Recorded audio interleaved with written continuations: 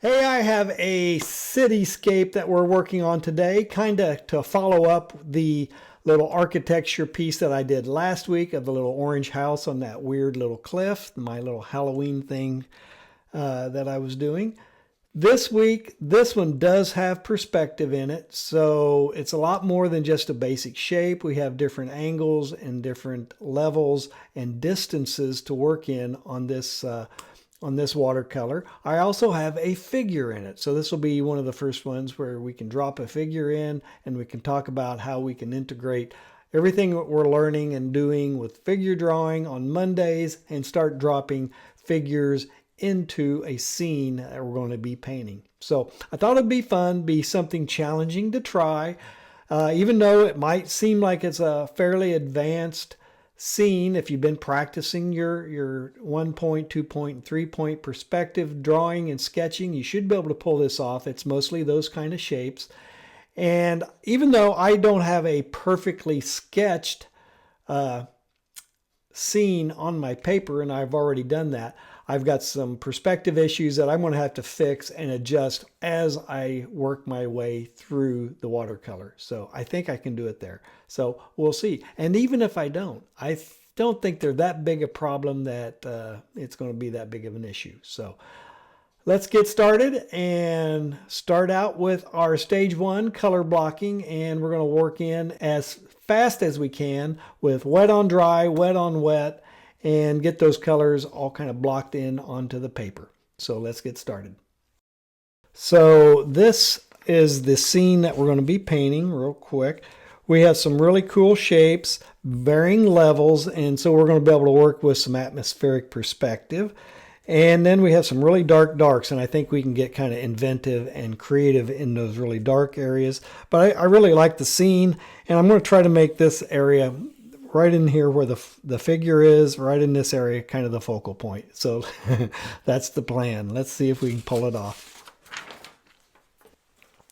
The sky is going to be a fairly light wash. We'll use a little cerulean blue. That's pretty light. Damn, that's light. Get a nice thin mixture of it. And I'll carry that cerulean on through in various other places. But right up in the sky is going to be my first place. So here we go. Just walk our way through. And I'm starting out a little wet on dry. And I'll just start thinning out my colors. And drop in some water. And create some nice undulating colors. And actually, I think I can even come across and do a little of this right there. And we'll just create a nice looking sky right there. All right, so that's not bad. Pulled it right across the chimney. I'm going to throw just a smidge of it on the roof here, and on this face. Just want a little coolness there. And then I'm going to throw some of that color right in here on this face right there. Pull it on down into the shadow. That's going to be very, very light. I'm going to pull it out a little more there. I want a bit of blue on it, but I don't want it to be too blue. So, and anywhere there's a shadow, I might even throw a little more of it right in here. Pull it down. This whole side, I'm going to make sure it's going to have a cool feel to it. All right. Because cools recede and warms come forward. Any others? I don't think so. I'll throw just a little bit more right in there. And I'll throw a little bit on the doors. I don't know what that was. All right. So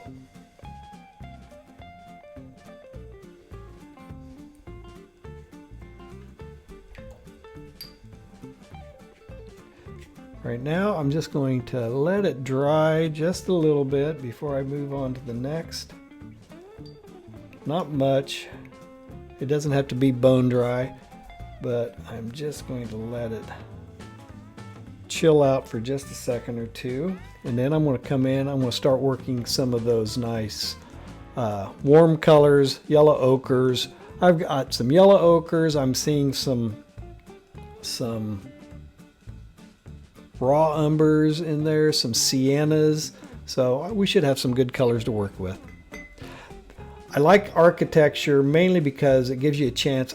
Well, it lets me play with the one. I really like glazing, and that's one thing about watercolors that appeals to me. And the subject matter of buildings allows for a lot of complex glazing and color construction in the process. So hang on, we'll get started with our next set of colors in just a second. I'm just going to clean up my palette just a little bit, not much. Get some raw umber. Looks like it's getting a little crunchy. Might need to freshen that up. There's a little burnt, that's raw sienna. And a little bit of that. Doesn't need to be a lot. There's not a heavy duty saturation in here, but we're going to start out, we'll throw it right up here. And let's thin that out a little bit, pull it down. Okay. And we're going to have all sorts of good colors happening in here.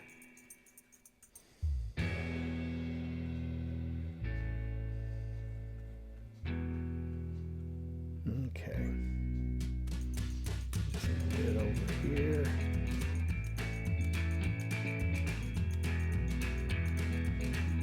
Get a little hotter colors going. A little more on this face right here. This is going to be our hottest face, I think. So just throw that in there. Knock it down just a little bit.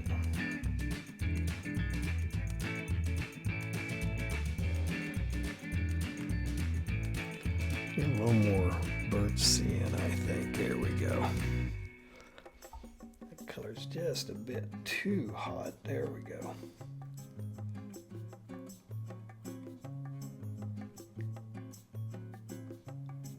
All right. Everything's kind of melding together, and that's okay.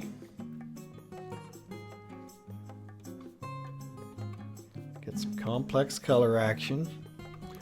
This side over here is still fairly blue. I'm going to throw just a bit more of that sienna. Throw a little bit of it over here just to green it up a little bit. But it's still pretty light, so that's all I wanted. That's working. And as we get down here, it gets pretty hot. Get a little more of that. Down here, we're talking some fairly warm colors. All right, and throw some of that colors in here. I'm going to kind of do some pull. I'm going to work around that figure just a bit.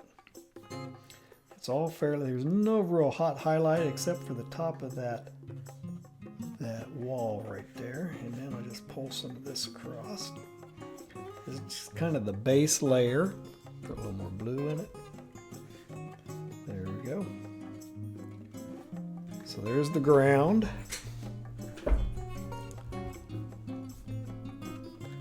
Soften this up right there.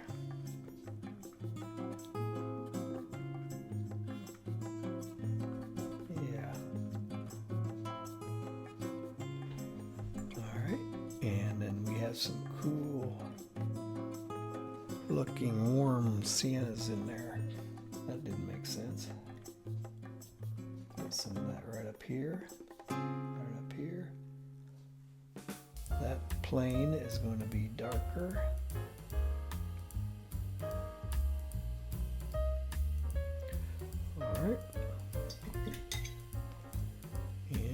I'm going to throw just a smidge of this greenish color onto this plane. It's not going to be as dense, not as dark as that left side. All right. Put a little more of that right up here on the roof.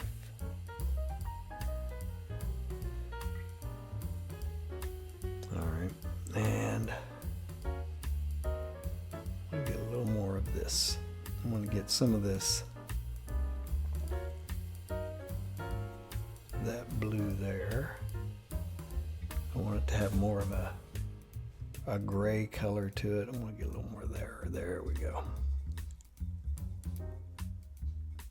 Okay. And I'm looking here. I'm going to throw a little bit of that right up here. I'll soften that in a second. Same with this. All right. I think I need to get a smaller brush, but this will work.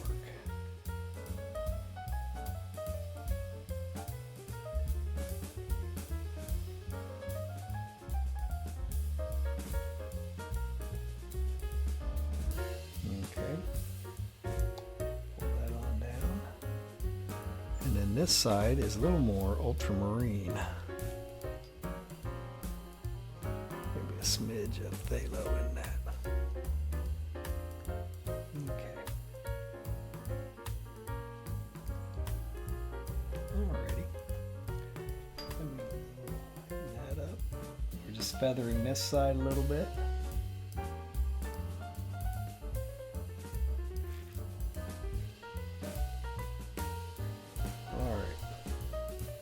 So really, everything's wet right now, and that's okay. It's okay for those colors to move around at this point. It's kind of what creates all the fun. And then we can come after all sorts of other issues once we get to that stage. And there we go. I think we have a pretty good color block right now. A little more color there. There we go. All right, so I need, this is stage one. We just kind of have it color blocked at this point. Next stage is, I think I'll come in, I'll start looking for a little more denser, darker shapes to create with some of the shadows in this area and over on this side. Wherever there's the densest saturation and things, I'm going to start blocking that in, let that dry, and then we'll come after the all the structure and detail. So should be a couple of seconds and we'll be right back.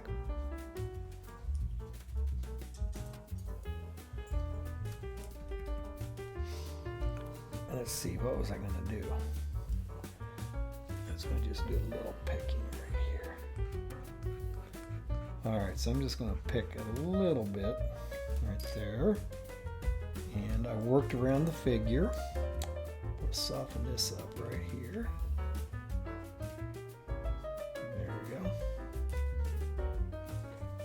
And what else? Anything else? There was something specific I was going to do.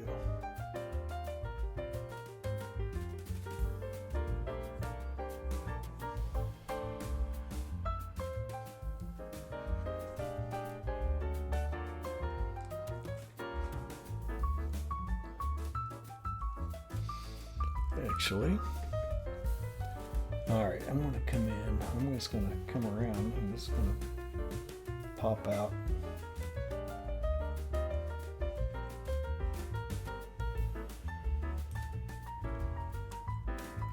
Colors in here.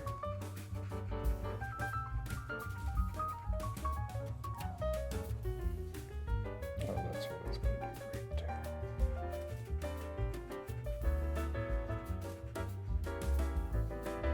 Okay.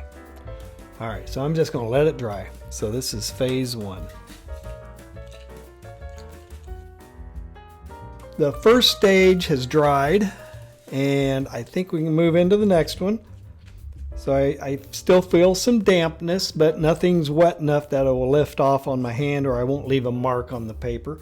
So right now I'm going to come after some of the contrast in some of the shapes. So I've got this big shadow shape in here, and it transitions into this dark shadow right around the figure, and then across the ground, the cobblestones, and then we have this dark spot where the house or the road goes down into this lower section of there. So this is the area that I'm going to have to adjust and fix perspective. I don't have enough angle, this angle to it, so I'm going to have to kind of come in and tweak all the angles on this face of the house, maybe till about right here. So think of it as a pendulum.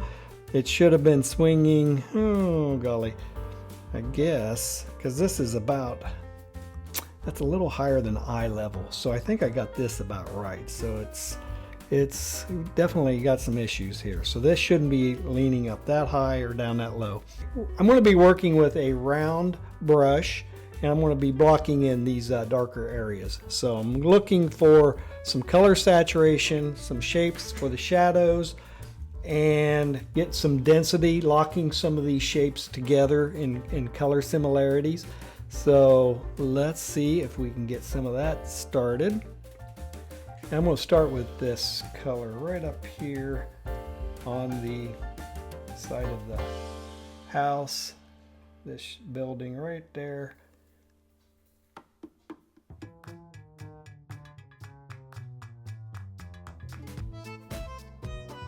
Okay, hi guys, this is VoiceOver Rusty. I'm going to jump in and take over from Demo Rusty on this video, because if I don't, this video is going to be about 3 hours long.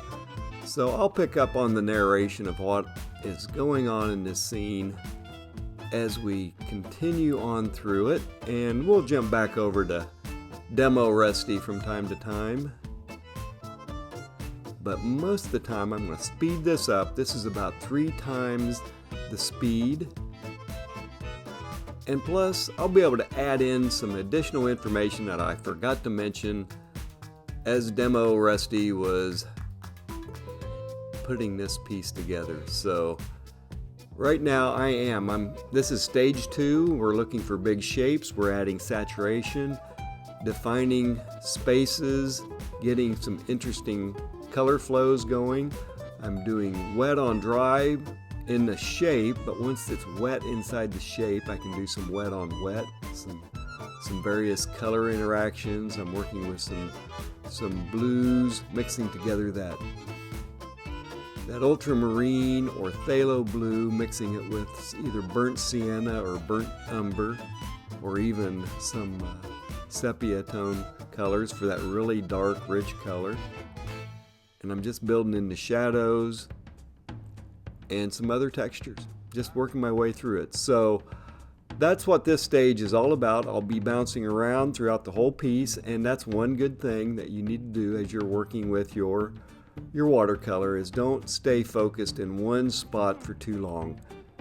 Work in it, get it to where it's starting to function the way you want, and then move over and jump to another shape. Now this shadow here, I'm starting out with more of a sienna color at the top of the shadow, and you can see that in the reference photo. And then it's going to transition, come on down into that shape, and then it's going to start introducing some of those cool colors, and I'll meet those two colors up. It's that one plane of the side of the building and then the front plane of the other. The shadow comes across down into that basement area, so it's really dark right there. So a lot of nice wet on wet color transitions happening right there.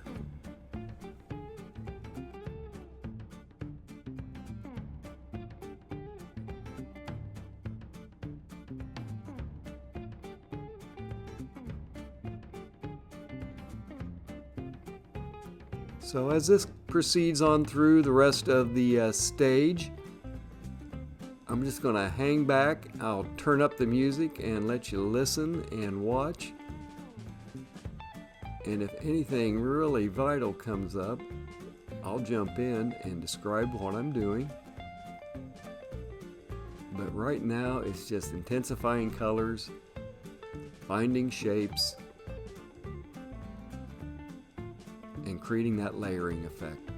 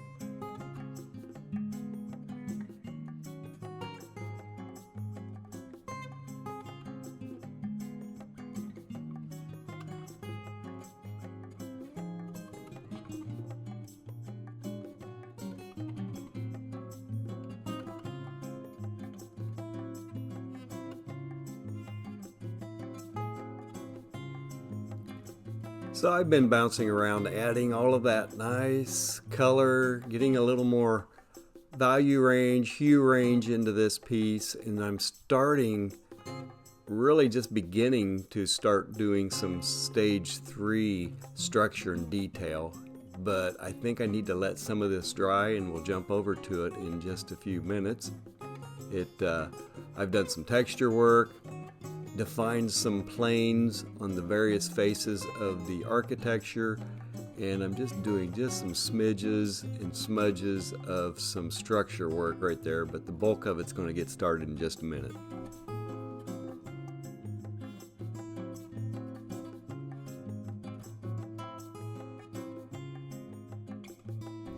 All right, so I'm working with a little bit smaller brush at this point. I'm going to work my way down from the top. So I'm going to mix up a pretty thick mixture, if I can get the right colors going here. So some of this indigo, burnt sienna. Oh, that's the sepia. All right, so fairly thick mixture and a good sharp round. And I'm just going to begin. I'm just going to be drawing. I'm just going to start drawing.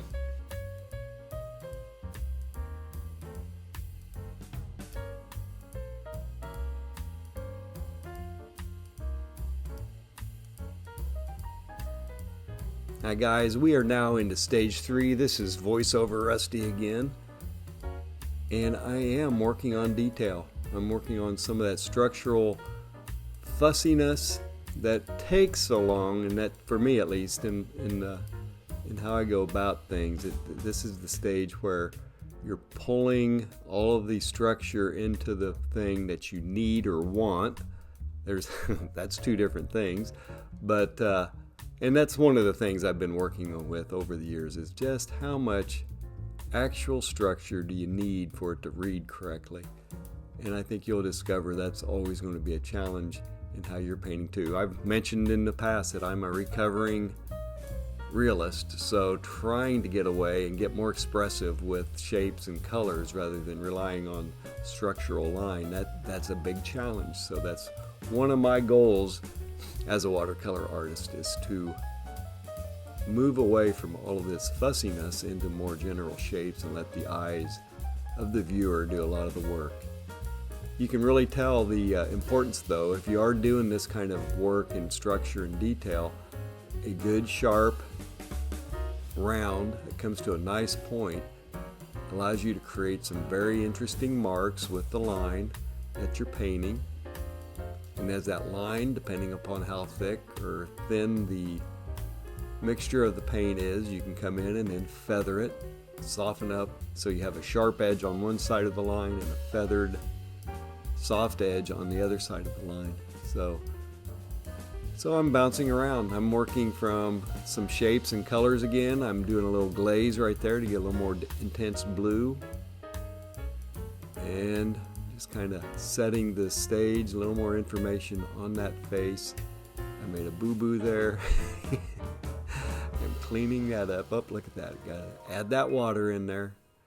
There we go. So that face is working, throwing a little more of the blue onto the face of the bell tower.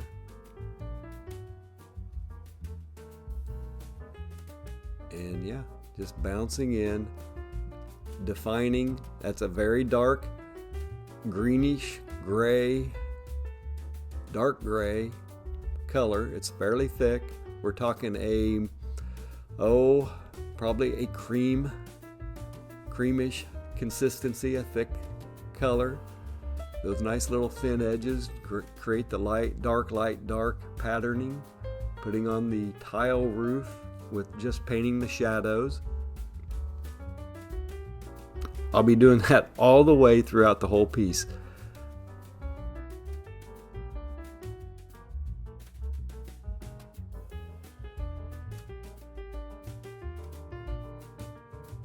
Again, getting a more complex color profile on any of the planes. I'm doing some dry brush right there for stone texture.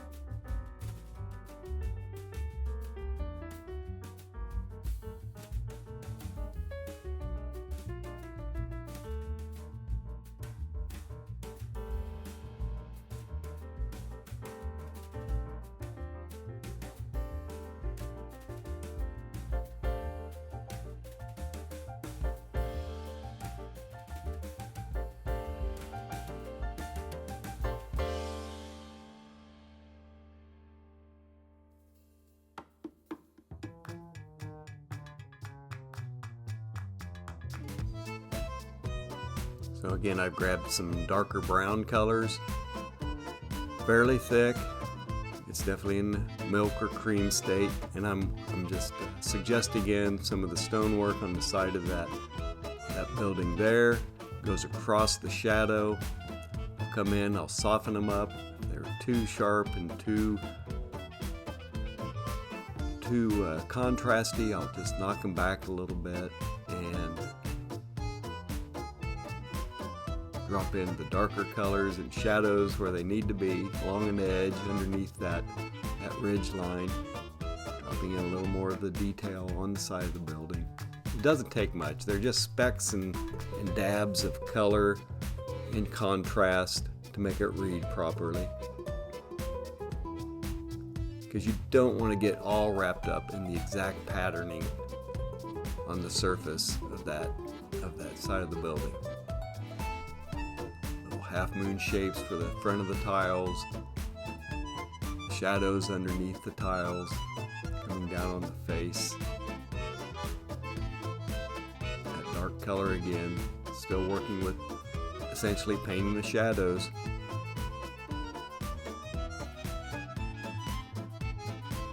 Quick dry brush to represent the separation of the tiles.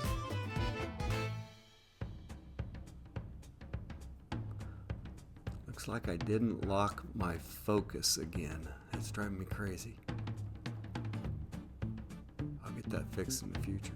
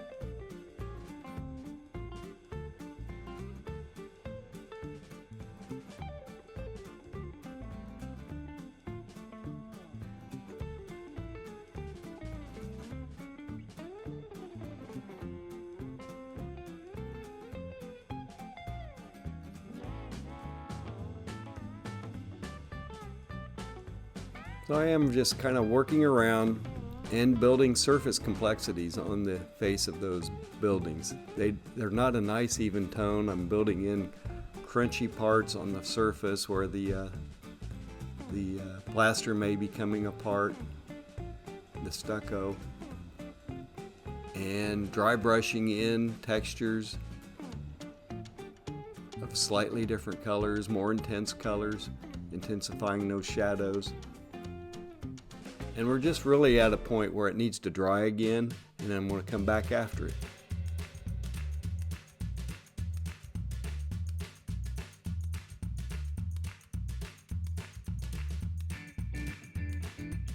All right, it's dried. I have a pretty dry paper. I don't feel any moisture to any great extent to it. So I'm just going to come back in. I'm going to continue drawing shadows and establishing a little more structure and shape and textures into this piece. And we're just into the long, tedious part of the painting where all of that comes together and pulls it together into a final piece. So let's get started.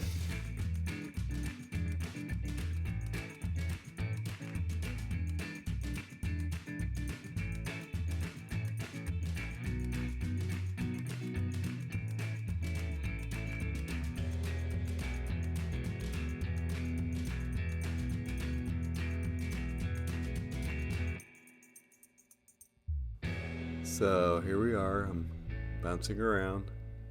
I'm working really dark colors now. I am painting shadows essentially. Edges underneath the eaves, along windows, defining some of the darker spots in those shadow windows, under the lips of those shelves on the front of the building, edges.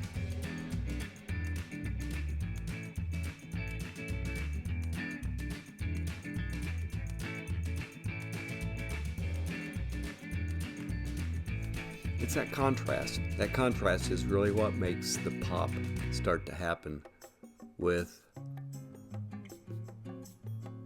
whatever you're painting. Once you get that base color down, right saturation, right colors coming in and popping in, the contrast, and that's really what brings the piece alive, no matter what it is, whether it's a still life or a building, a city scene, a landscape.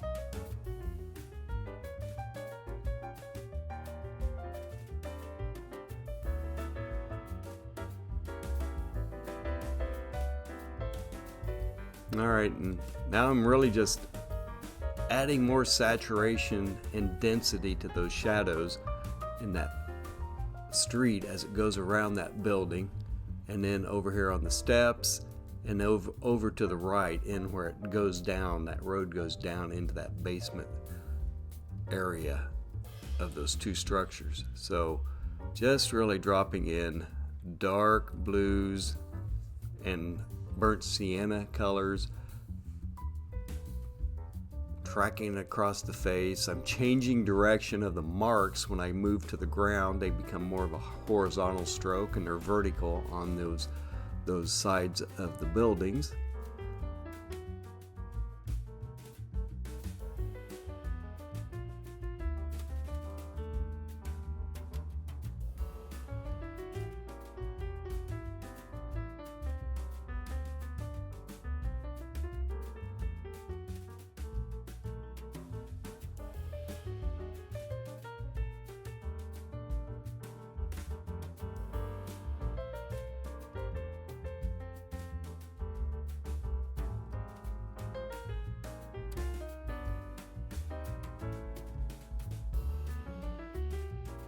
I didn't get my watercolors done in one session, so this is a different day.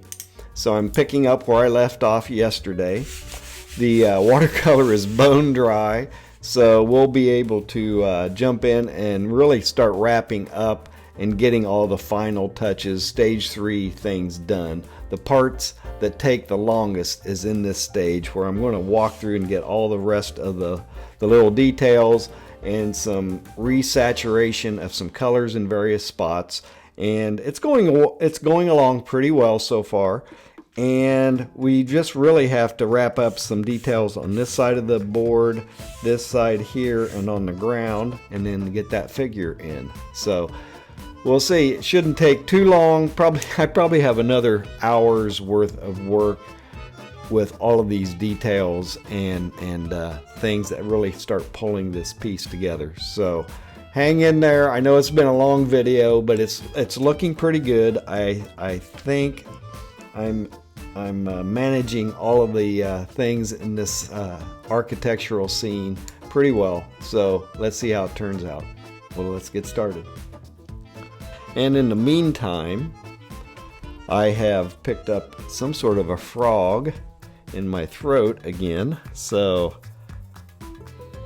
how that happened, I don't know. But all right, so I'm really working with a number 1, number 2. I have my whole series of rounds that I'm working with on this, and we'll just keep going and plugging along. And I'm going to start working a little bit more of the structure contrast into this piece right here. I can see some mistakes from what the photograph shows as opposed to what's in my watercolor.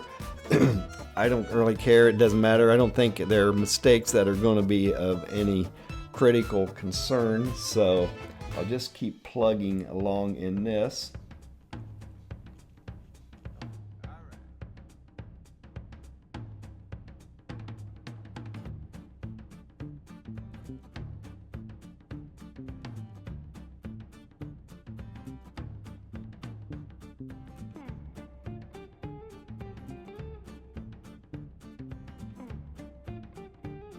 Yeah, so I am sped up again here. I'm working about 3 times normal speed. I think as I dropped this together to start editing it, I noticed that all the clips bounced in here. It was about 3 hours, so this piece took a little, not quite 3 hours to do. It's definitely twice the scale of what I normally have been doing for my tutorials. So a little larger space requires a little more time.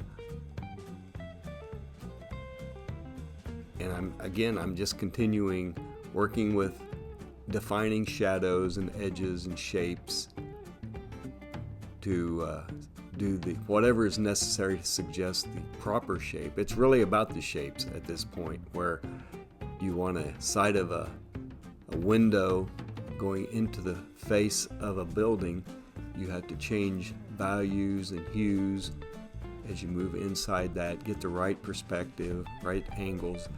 I've done a pretty good job of, I think, fixing the perspective problem I had with my sketch on the painting stage. Again, I'm just dropping in some blues for surface textures, very light, very thin. I just am lightening up a speck of color. I want to define that plane with the negative shape, intensify the saturation there.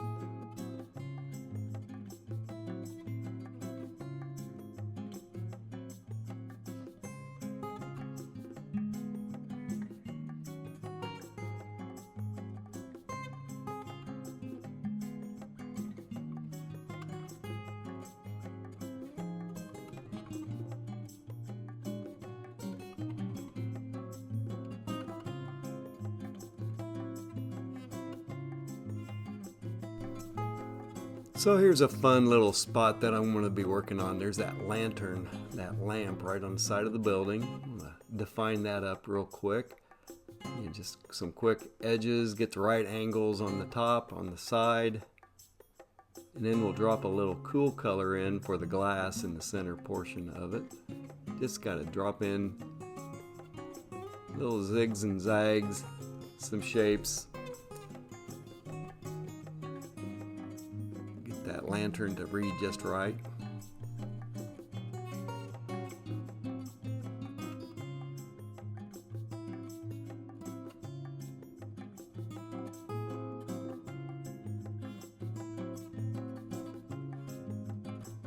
So I'm going to be working on the face of this plane right there, a little more crunchiness, texture, saturation. Again, still drawing shadow lines from the various architectural features around that window. I'm changing the window size a little bit. It needed to be a little taller, and it's going to be very dark, but I want to keep it not a solid dark. It needs to have some color undulation. I need to square up the side of the window in comparison to the edge of the building,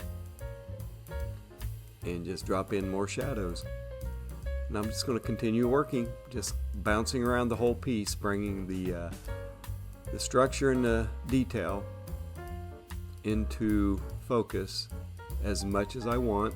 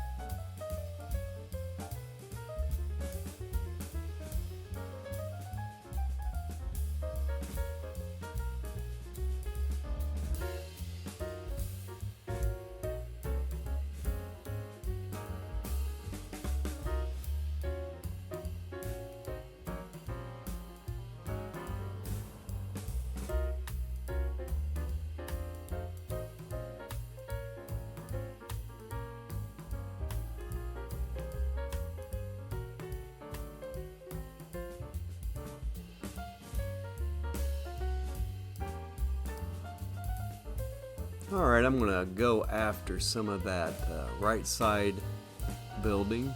Start adding in some of the color saturations, the contrast, the density on that. Get that underneath side of that eave, and we'll build the little more density and structure on the window openings. A little more crunchiness on the surface of the face, and probably even do a little more glazing, a little more color saturation on that whole side of the building.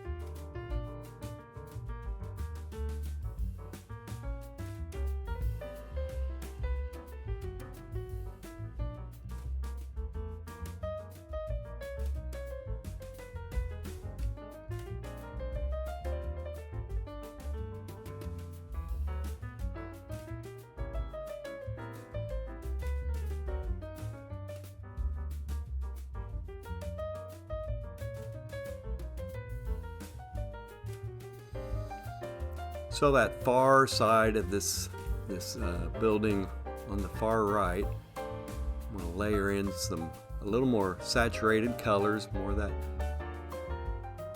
burnt, oh no, yeah, it's a burnt sienna, yellow ochre, just to get a little more vibrant yellows onto that plane.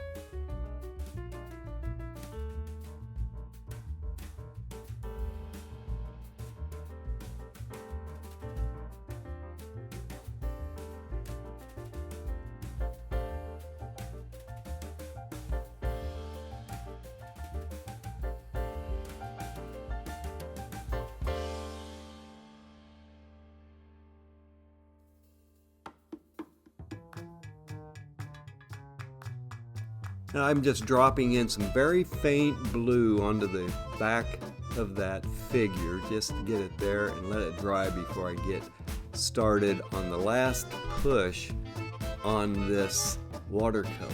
We've got to figure out and finish up the figure and get that ground, that cobblestone, all finished up, and that's what I'm working on right now. I'm just putting on another layer of saturated color, that burnt sienna, burnt umber, and some blues, just to bring some interesting color modulations into the cobblestone.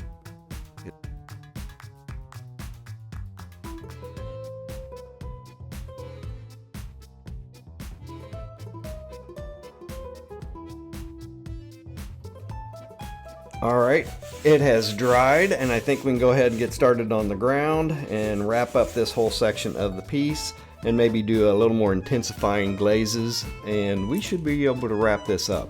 This has been a long one. So, all right, here we go. So I'm going to get some of this darker color.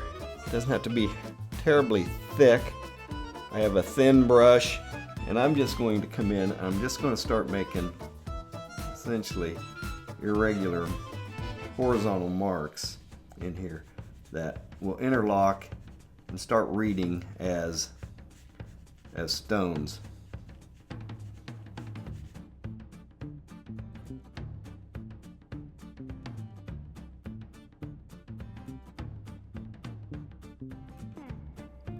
So I'm again doing irregular horizontal strokes, pretty much line work, just with the tip of the brush. I vary the width, do some scribbles, and I'm even going to work in a smidge of dry brush, and that creates a nice texture when I pick up the paper texture. It doesn't have to, it's better if it's loose. Don't try to paint all of those individual cobblestones. You'll go blind and crazy if you do. So just be very expressive and quickly define those shapes, and it'll read a lot more interestingly and less of a belabored effort.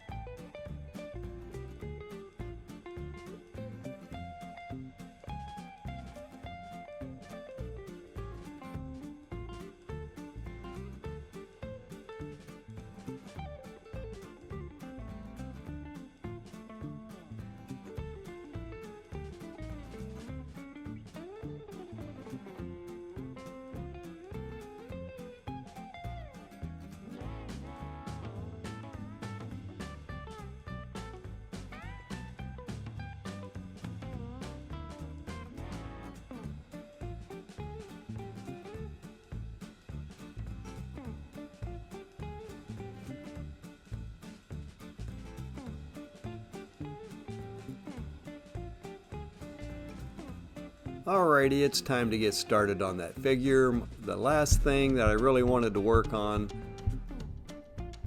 this is a make or break situation here, and figures can be very touchy and very delicate, so they require some deft strokes, and I just nailed those legs. It looks like that woman is taking a step and the legs are catching the highlights. That's how easy it is if you do it with confidence and you get the right stroke and the right attitude. Everything comes together on that quick figure. That's how quick it took. So I'm just bouncing around, adding in, painting the shadows on the figure, adding a little more density around the figure to make it pop. I've got some faint grays in the hair with a little bit of sepia. I'm building that shadow over to the wall, mixing up another color, more of a burnt sienna, and throwing that shadow onto the wall. And that's how simple painting figures can be.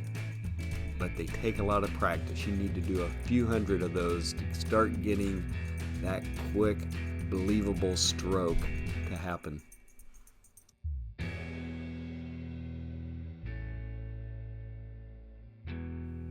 And the last final couple touches, I'm just throwing a few more glazes into it, adding a little more color saturation, bouncing around. And this piece is coming to a close.